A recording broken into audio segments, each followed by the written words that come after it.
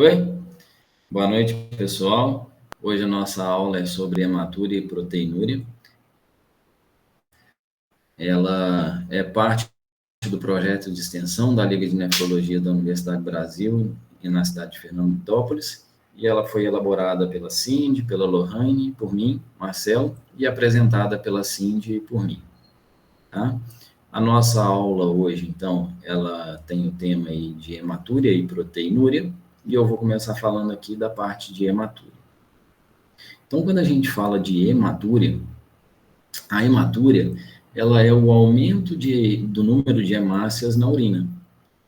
E essa hematúria, ela pode ser macroscópica, quando a gente tem aí um número de hemácias acima de 100 a cada campo, e essas hemácias, essa coloração, né, da urina, ela vai ser vista a olho nu, e essa hematúria, ela também pode ser microscópica, quando lá no laboratório, pessoa que está avaliando aquele campo com urina, ele tem aí mais de 5 hemácias por campo.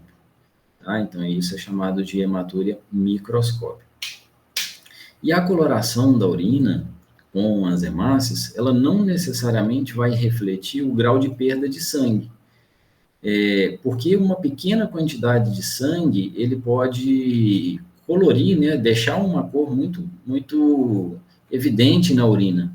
Então, ó, apenas 1 ml de sangue a cada litro de urina, ele já pode ter uma mudança visível de cor da urina.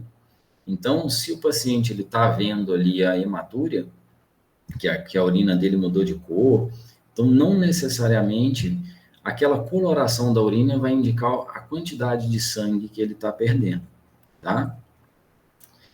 E o que a gente tem que ficar atento também é que existem alguns falsos positivos.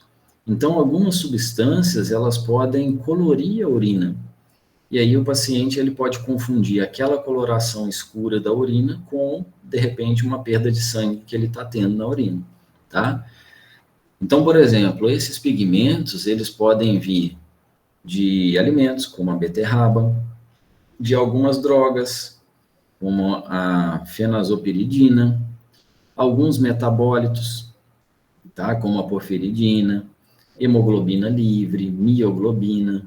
Então, essas são substâncias que muitas vezes podem colorir a urina e o paciente confundir com uma possível perda de sangue e, de repente, procurar um médico por algo que é um falso positivo, tá? E aí, qual seria, então, o exame padrão ouro, aquele exame que a gente vai pedir para detectar uma hematúria? Né? Esse exame é o sedimento urinário. Então, o laboratório vai fazer uma centrifugação da urina, e essa urina ela vai ser observada no microscópio e vai ver quantas hemácias tem naquela urina, ou se não tem hemácia, né? Se por acaso é um falso pigmento, tá? Essa hematúria, ela também pode ser classificada de acordo com algumas classes de doença. Por exemplo, uma hematúria que está vindo do glomérulo. Então, pode ser uma glomerulopatia primária, uma glomerulopatia secundária a alguma infecção que aquele paciente tem. Como, por exemplo, de repente, esse paciente tem uma pielonefrite, né? E essa pielonefrite pode estar induzindo a uma hematúria. Tá? Pode ser de causa vascular. Então, o paciente tem uma embolia ou uma trombose arterial, uma trombose de veia renal também pode causar hematúria. Alguma má formação que esse paciente tem, má formação artéria venosa. Pode ser também, né, de causa do uroepitélio, como, por exemplo, um paciente que vai na academia e, de repente, ele faz um exercício muito extenuante, pode vir, de repente, através de algum trauma, pode vir através de alguma litíase, né, algum cálculo que esse paciente tem, e isso teve alguma lesão ali em algum possível local por onde esse cálculo passou, alguma neoplasia, cistite, então o paciente que ele tem infecção da bexiga, uretrite, prostatite. Então, qualquer infecção ali no trato urinário, de repente, pode estar causando a hematúria, tá? Ou a intersticial, que é uma nefropatia por analgésicos, então induzida aí por fármacos, né? A pielonefrite e algumas doenças císticas renais. Essa hematúria também, ela pode ser vista pelo aspecto morfológico da hemácia, tá? Então, olha só, essa hematúria, ela pode estar acontecendo ali na região do glomérulo, por alguma glomerulopatia primária ou secundária. Ou essa hematúria pode estar vindo de algum outro local, por exemplo, de algum local aí do trato urinário, pode ser de causa de distúrbio metabólico, da nefrolitíase, malformações renais, obstrução do trato urinário, algum trauma que esse paciente sofreu, causas hematológicas como a anemia falciforme, tuberculose. Então, olha quantas coisas podem acontecer para dar naquele paciente uma hematúria, né?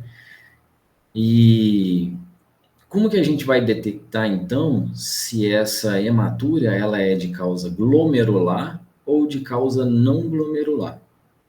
Então, existem alguns parâmetros que a gente pode observar e fazer essa detecção.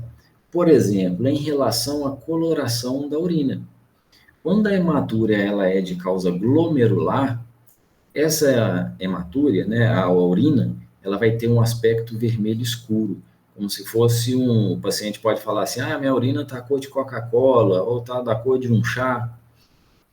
Agora, se essa hematúria ela é de causa não glomerular, essa urina ela vai estar mais avermelhada, mais rosada, tá? Na hematúria de causa glomerular, pode ter alguns coágulos, não pode ter coágulos, né, perdão, esses coágulos eles vão estar ausentes, enquanto na não glomerular pode ter algum coágulo. Outra coisa que aí o laboratório ele vai observar seria a forma da hemácia. Então, a hematúria de origem glomerular, essas hemácias elas são dismórficas. Tem até a hemácia do tipo Mickey Mouse, né? Ela tem como se fosse duas orelhinhas assim. Então, ela não tem aquela forma redondinha, aquela forma normal da hemácia, tá? Já a hematúria não glomerular,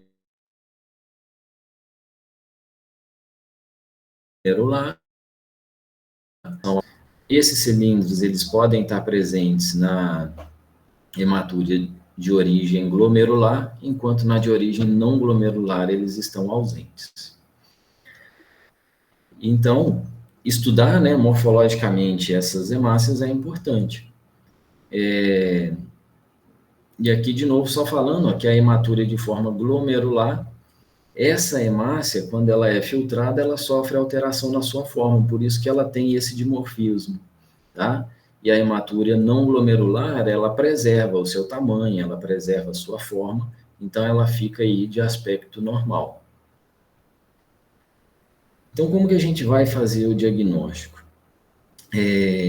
Tudo depende da avaliação clínica, e ela vai ser dividida em três situações. Uma hematúria que é microscópica isolada e o paciente não tem nenhum sintoma. Uma hematúria que é microscópica e junto com essa hematúria o paciente tem proteinúria, mas ele também não tem nenhum sintoma. E a hematúria que ela é microscópica e o paciente tem sintomas. Tá? Então a gente vai ver cada uma dessas aqui para ver qual é a característica dessas hematúrias. Então, a hematúria microscópica isolada assintomática, o paciente ele vai ter a hematúria, mas ele não vai ter nenhum sintoma, ele não vai ter febre, ele não vai ter dor, ele não vai ter nada. E é encontrada aí de 3 a 4% das crianças em idade escolar. E então, quando você pensa que esse paciente pode ter alguma hematúria, ou ele te relata alguma coisa relacionada à hematúria, você pode solicitar a cultura da urina e você vai acompanhar esse paciente de 6 em 6 meses, se a cultura for negativa e se esse paciente continua assintomático. tá? Então, você vai fazendo esse acompanhamento de 6 em 6 meses. Se o laboratório, ele confirmou que o paciente tem a hematúria, você vai investigar a causa dessa hematúria. Agora, se esse paciente, o laboratório, ele confirmou que o paciente não tem hematúria, você faz esse acompanhamento aí de 6 em 6 meses, e depois de 2 ou 3 exames negativos, você suspende esse controle, tá? Agora, a hematúria microscópica com proteinúria e o paciente também assintomático, essa proteinúria já dá uma significância maior para a gente, né? Então, você vai pedir para esse paciente a proteinúria de 24 horas, você pede para ele os exames de função renal, a creatinina e a ureia, e se persiste essa hematúria e essa proteinúria, aí esse paciente precisa fazer uma biópsia renal e essa biópsia vai trazer os resultados daquilo que está acontecendo com esse paciente, tá? Já a hematúria microscópica sintomática, então esse paciente, além da hematúria, ele vai apresentar febre, ele vai apresentar perda de peso, ainda que ele não queria perder peso, tá? Então, essa perda de peso aí, onde ele não teve a intenção de perder, ele pode ter artrite, ele pode ter edema, hipertensão. Esse paciente vai ter disúria, que é dor ao urinar, vai ter oligúria. Então, quando o paciente tem essa hematúria microscópica e esses sintomas, a gente vai pedir uma biópsia renal, tá? Normalmente, esse paciente que ele vai ter a hematúria, ele também pode ter proteinúria, e esse paciente vai ter alteração da pressão arterial dele. Normalmente, a pressão arterial dele vai estar elevada. E aí, para esse paciente, a história clínica é extremamente importante. Então, você vai investigar se esse paciente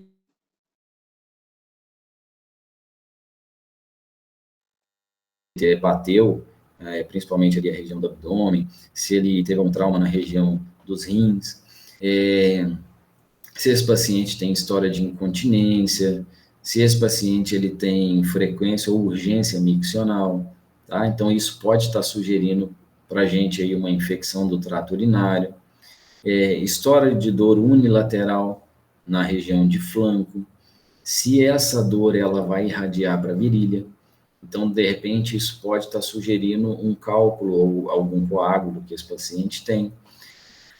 Já a dor em flanco sem irradiação, mas se o paciente tem febre, tem disúria e ele tem aumento da frequência ou da urgência para urinar, pode estar sugerindo para a gente uma pielonefrite desse paciente, tá? E sempre investigar se o paciente ele usa alguma medicação e essa medicação pode estar levando o paciente à hematúria. Então, sempre no exame físico é importante fazer a aferição da pressão arterial, avaliar se tem edema nesse paciente, se esse paciente ganhou peso recentemente, pode estar indicando aí, né, essa retenção de líquido, avaliar a existência de lesão de pele e fazer um exame abdominal completo nesse paciente, tá?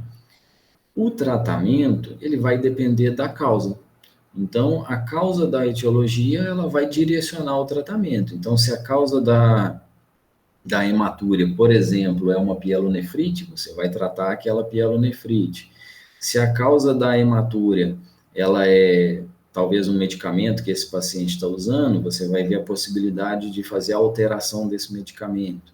Então, o tratamento, ele é de acordo com a causa. Por isso que a anamnese, ela tem que ser muito bem feita, para você conseguir chegar no diagnóstico correto daquele paciente, por que ele está tendo aquela hematúria, e você tratar corretamente essa causa. Tá? E agora aqui vem a parte de proteinúria e uroanálise, e eu passo a palavra aí para a Cindy, e ela vai continuar essa parte da aula. Beleza. Então, gente, para a gente falar de proteinúria, nós temos que falar da uroanálise, né? Da análise da urina em si. Deixa eu mudar aqui o meu também. Então, assim, a urina, para a formação da urina, são vários processos, né? onde tem volume, composição química, e por outros mecanismos onde essa urina vai passar, canais iônicos, né, que estão presentes nos néfrons e nos rins. Então, a urina é um produto primordial, né, para a atividade dos rins, né, para o bom funcionamento dos rins. Então, cerca de 180 litros de sangue, né, passam passam pelos rins diariamente, né? E produzem de 1,5 litro a 2 litros de urina diária. Então, o exame de urina passa por 4 fases para sua realização: coleta, seguida de análise física, química e, por fim, sedimentoscopia. Para a gente falar do o exame de urina em si, ele é um exame pedido por todas as especialidades, é o que mais, todas as especialidades mais pedem. Então, ele, assim, é um exame que é constante na rotina, né, de todos os médicos. E a coleta desse exame, ela é de extrema importância. Por quê? Se nós não orientarmos esse paciente na coleta correta, né, de higienização, desprezar o primeiro jato, coletar o jato da forma correta, eu posso prejudicar esse exame de urina. E também posso contaminar esse frasco, né? A urina, ela é um fluido biológico e ela pode ser potencialmente contaminada. Então, vamos supor que um paciente tem KPC nessa urina. E aí, se ele contaminar esse frasco, o que pode acontecer? Quem vai manipular essa urina, né? Porque a urina, até ela chegar no laboratório, ela vai passar pela mão de algumas pessoas, né? Então, assim, a gente precisa orientar certo esse paciente, né? Para eu não disseminar infecção dessa urina e nem comprometer a urina que vai ser analisada. Então, a coleta é muito importante, né, para a segurança tanto do profissional e da qualidade do resultado que essa urina vai apresentar. Pode passar, Marcelo. Acho que você tinha passado já, né? Estava na física. Volta um minutinho, desculpa, eu não vi que você tinha passado. Então, a análise física da urina consiste no exame macroscópico, né, que é onde vai ver aspecto da cor, odor, né, volume, osmolaridade e densidade da amostra. A urina normal, ela tem um odor característico pela presença de ácidos voláteis, né? Indivíduos adultos produzem em média de 600 a 2.000 ml de urina por dia.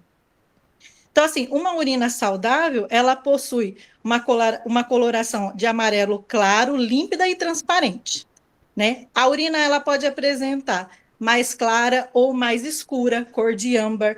Tudo vai depender do aspecto, o que está acontecendo, igual o Marcelo disse. Se é um problema, se ele é glomerular, se ele não é glomerular, tudo vai corresponder na cor dessa urina na análise. Então, essa primeira análise, ela vai observar tudo isso na urina, inclusive até o pH da urina, que é muito importante para a gente também pensar em outros diagnósticos. Pode passar. A análise clínica representa a análise mais importante, né, do exame de urina, que é realizada através da análise automatizada pelo uso da fita reagente, que é o colorimétrico. Os parâmetros analisados é o pH, proteína, glicose, cetonas, o urobilinogênio, bilirrubinas, hemoglobina, nitrito e leucócitos. Então, a urina, a análise dessa urina, da proteína, é feita na análise clínica. E por que é importante a gente analisar a proteína? Porque é quando a gente vai ver se esse rim pode ou não ter lesão renal. Né? Essas tiras reagentes, só que elas possuem uma limitação na análise da proteína. Elas detectam só proteína grande, tipo a albumina. Proteínas pequenas, microglobulinas, ela não consegue detectar. Então, ela só vai conseguir detectar proteína grande igual a albumina. A proteinúria é a excreção elevada da proteína na urina e elas são classificadas de várias formas, que nós vamos falar aqui. Por exemplo, a proteinúria elevada. tem que ser de maior a 3,5 gramas de proteína em 24 horas. Então, o que quer dizer? Quando eu tenho essa proteinúria, né? Quando eu tenho essa proteína elevada na urina, ela me indica, a quantidade dela vai me indicar algumas possíveis patologias que o indivíduo pode estar apresentando. Que nem se uma proteinúria maior que 3,5, né, em 24 horas, pode ser que ele pode estar presente em glomerulonefrite, nefroesclerose, amiloidose, lúpus eritematoso sistêmico, trombose de veia renal, insuficiência cardíaca ou pericardite. Se eu tenho uma proteinúria moderada, que é a excreção entre 0,5 a 3,5 gramas de proteína em 24 horas, pode me indicar também nefropatia diabética, nefropatia tóxica, pré-eclâmpsia e nas alterações inflamatórias malignas degenerativas e irritativas do trato urinário, como também a presença de cálculo urinário. Então, faz com que eu possa aumentar a proteína na urina também. E aqui, me desculpa, o slide duplicou e não veio a proteinúria mínima. Mas eu anotei aqui, eu vou falar, e eu só vi agora há pouco, a hora que eu fui repassar os slides, que estava duplicado e não veio a proteinúria mínima, que é a excreção menor que 0,5 gramas de proteína em 24 horas. Também está associada a glomerulonefrite crônica, doença policística renal, fase de convalescência de glomerulonefrite aguda e vários distúrbios do trato urinário inferior. Até mesmo uma infecção do trato urinário inferior pode também ser motivo de aumentar a proteinúria, nem que seja uma excreção não em índices elevados, mas igual aqui, menor que 0,5 grama, também pode ser por conta de uma ITU, né? Aí também aqui a gente vai falar também da parte importante, que é a sedimentoscopia, porque é na sedimentoscopia que a gente vai ver hematúria, que a gente vai ver também a proteinúria e leucocitúria, que são extremamente importantes no exame de urina. Então, no sedimento urinário, é realizado por meio de uma amostra de urina centrifugada, igual o Marcelo disse, né? Após ter sido desprezado o sobrenadante. Ela é capaz de detectar hemácias, leucócitos, células epiteliais, lipídios, cilindros e micro-organismos e cristais. Por que o exame de urina, para a gente finalizar, ele é tão importante? Se eu fosse trazer, eu poderia falar de todos os segmentos, só que, tipo, ficaria muito extensa a nossa aula. Então, a gente falou dos mais importantes.